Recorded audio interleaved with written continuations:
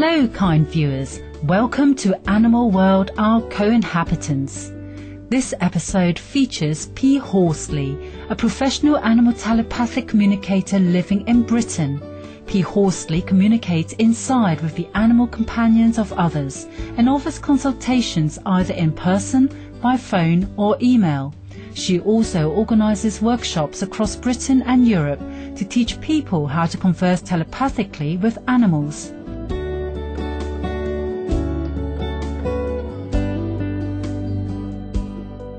On her website, Miss Horsley has posted the following message. My mission, or as I see it, purpose in life, is to help bring more communication, balance, compassion and understanding among all living beings, humans and animals. Recently, P. Horsley discussed with our Supreme Master Television correspondent in the United Kingdom her many rewarding experiences from connecting inside with animals. I was introduced to animal communication when I adopted a dog. I've always been a huge cat lover, but then I decided that I wanted to share my life with the dog, and I adopted Morgan from the Mayhew Animal Home. And he came to me and he settled in, but like all animals that are rescued, you know, they need a bit of time to settle completely. After this time expired, I felt that he was sad and I wanted to understand why he was sad. And this is when the Mayhew Animal Home emailed me and invited me to go on an animal communication workshop. And I went along. I thought this was a great idea to understand what was going on for him, because I didn't know dogs as well as I knew cats. But what I didn't understand is this was actually a workshop to teach me how to telepathically communicate with animals. I thought I would learn how to read Morgan's body language. Initially I was completely sceptical, but in the afternoon I actually found myself communicating with a rabbit, and my whole world turned upside down from that point. So that must have been quite a surprise for you, actually. It was a huge surprise. I came home and I had to question all my beliefs about animals and the fact that they can think for themselves and that they can express these thoughts to people. So for quite a while I was constantly challenging the sceptical side of my thought patterns. I can tell you about my fly story. I was in this garden, sitting down next to the parasol on the table, and a fly came and it landed on my left hand.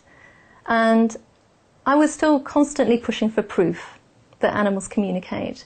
And I said to this fly, if you can hear me, I would like you to fly around this parasol, come back and land on my hand again.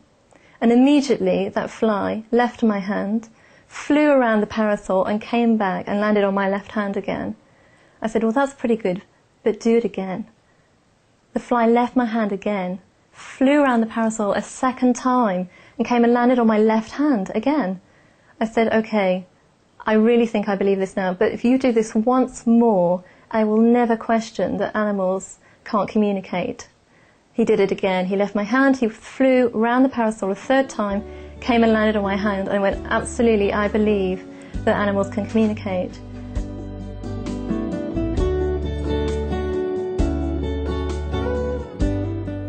We asked Miss Horsley how exactly she communicated with animals. Well, I communicate telepathically, so what that means is that I communicate through my senses. So if I am asking a dog, what can you see, or where are you, I might receive a picture in my mind, which is just like those pictures that we see when we're dreaming. Or if I'm asking an animal, how do you feel physically, I'll feel that sensation inside my own body for a moment. Or if sometimes I'll connect with an animal and I'll receive an emotion, so I'll be hit with an overwhelming feeling of happiness or maybe grief. And I also communicate with animals through the words and thoughts, because words and thoughts are energy, and telepathy is an energetic connection.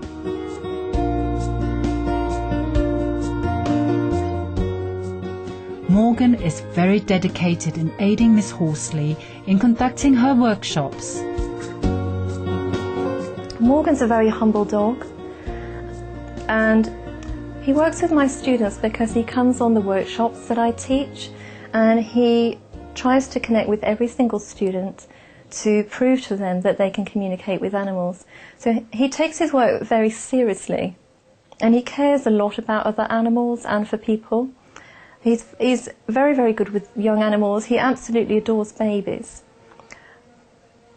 On the workshops, Morgan has a great sense of time, actually. I can write my schedule out. I won't tell him what time he's on. There's no need to. He will know because he connects with me and he knows what I've written on the piece of paper. And literally, you know, if he's on at 12 o'clock to teach the students, at 1 second to 12, he's outside the door, scratching it, saying, you know, I need to get in there. I'm teaching, I need to get in there.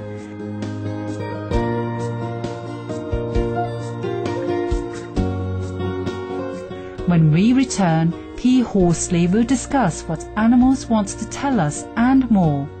This is Animal World, our co-inhabitants. Please stay tuned to Supreme Master Television.